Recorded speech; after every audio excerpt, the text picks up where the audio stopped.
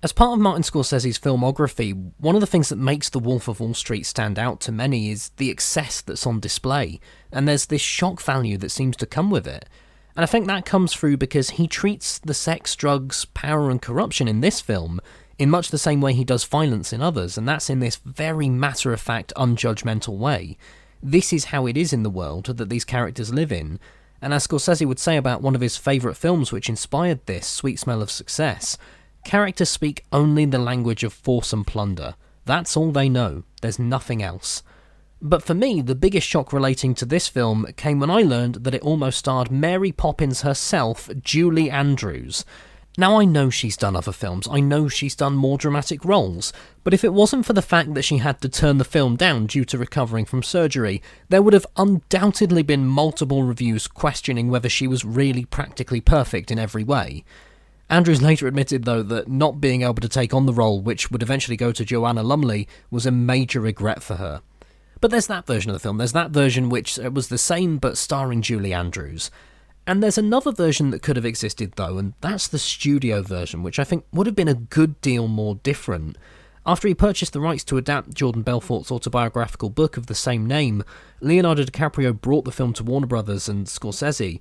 The studio was interested, the director not so much, and after some work was done on it and Scorsese still seemed a little uncertain, Warner's tried to see if Ridley Scott was interested in directing, with Brad Pitt likely in the lead role, and when that didn't come to fruition, they shortly after let the film go. And I have a feeling that's because they looked at the book and realised that toning down its content to the degree that they would want to would mean that there likely wouldn't be a film made from it. And it's this reason that all the major studios turned the film down. I'd love to have seen the Disney meeting.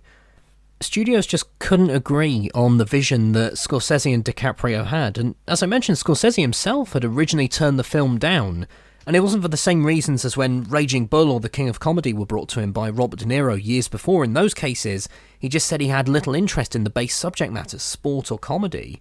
In this case, it was because he didn't know what he could do with it that would be new. He saw it as another Goodfellas, and I think there's quite a bit of Ray Liotta's Henry Hill in Leonardo DiCaprio's take on Jordan Belfort.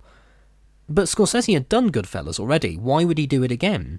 And then when he was waiting for the final bits of funding to come round for his 25-year passion project, Silence, he had another look at the film and decided to take it on, because what brought him round wasn't Belfort's story, but it was the questions that he himself had about hustlers and con men, whether they feel remorse and the things that they give into to possibly stop those feelings.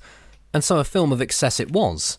DiCaprio wanted to make a film in the vein of Caligula, although more in the corrupted by power, dripping with wealth sense rather than the "this is a porn film" sense, even if he did want to make the modern Roman orgy.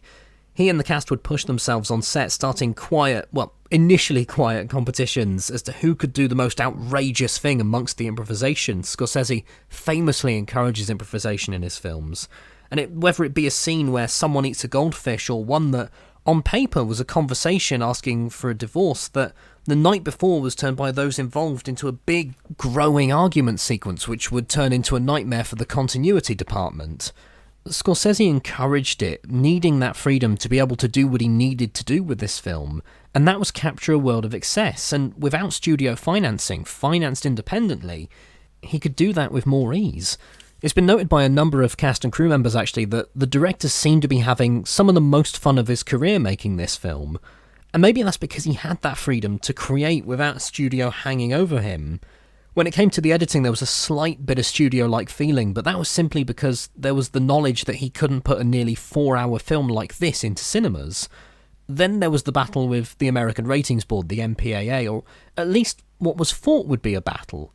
He'd engaged with them before with the likes of Raging Bull and Taxi Driver, a bit on Goodfellas, and there was worry that this would get an NC-17 death sentence effectively, and that was initially the case. But the board came back to them, said these are the changes that you could make for an R rating, and it was just a few frames that were willingly cut without compromising the director's vision of the final 3-hour cut. He wanted the shamelessness, the excess of the lifestyle on full display. He dealt with exploitation before when making Boxcar Bertha for Roger Corman in the early 70s. And this wasn't about that. This was about looking at what motivates power. This is a 3-hour cut of Gordon Gekko's "greed is good" speech.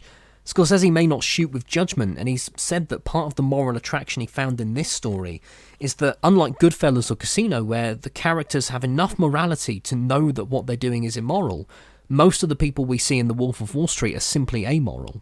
Scorsese apparently saw parts of Goodfellas as dark comedy, and DiCaprio saw comedy in the satire of this film, but the director largely shot it straight. Although I think there is some humour in the film where we laugh at the characters, the ridiculousness of their spending and lifestyles. There's also a sense of frustration in the film as a response to the 2008 financial crash, what the director saw people had got away with, what they had been allowed to get away with. And he wanted to put some of that into the film, remove the charisma from the confidence man, lower the trust that we can have in him, and in whichever form he takes. This was the 5th collaboration between Scorsese and DiCaprio, and I think it really shows the trust that they have in each other, that working relationship, this understanding and love of cinema, and of course just how they push each other, the swings that they take, particularly again in the style of this film, just what's on display. DiCaprio would also come to this just over a year after filming Baz Luhrmann's maximalist take on The Great Gatsby. And there's often surprise that Scorsese was 70 years old when he made this film, although George Miller was the same age when he made Fury Road, even if that is a very different film. But it's also a film that appears to have been pushed by his past experiences, in life and on other films, where he'd been through the stresses and battles already and could simply enjoy this production, especially after having gone through a turbulent time where he almost lost track of Shutter Island. The layers and details of that film started to almost twist with his mind a bit. And then there'd be trouble when the quite personal project for him, Hugo, went over budget. And very quickly, if ever anyone says that all Scorsese does is gangster films, just look at that run of films. Shutter Island, Hugo, Wolf of Wall Street, Silence. I mean, particularly going Hugo, Wolf of Wall Street, Silence. That's quite the triple bill there. But in the case of The Wolf of Wall Street, it's a film of experience and again trust. He'd gone through many of the things depicted, although perhaps not with the same level of excess, charting the moral side of things and choosing not to judge through the idea that any human could be tempted or lose control. That's one of the things he really wanted to push. Even if many of these characters are far from practically perfect, in every way. And so, please everyone get ready to be caught in the excess of The Wolf of Wall Street.